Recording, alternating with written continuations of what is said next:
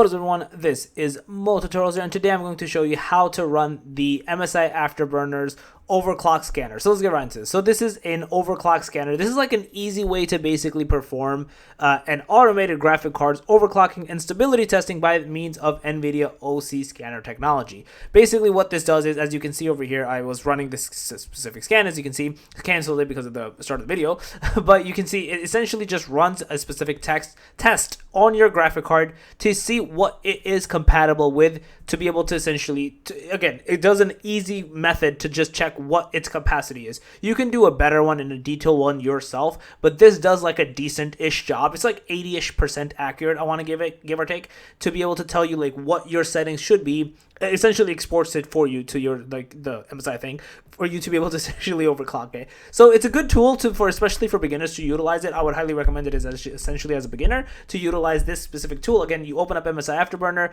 It's on the side where you see like a magnifying glass and a C. Basically overclock it from here to scanner, and it just tells you there. It will take some time, maybe like 15, 20, 30 minutes, give or take. You can see like only 10% got completed in 5 minutes. So just give or take, it does take some time. But you should utilize this tool, and this is how you essentially access this tool. So yeah, that's basically it. If you guys are a video, please thumbs up, go and show, make sure to subscribe, click that notification bell, and I'm Tutorials out. Peace.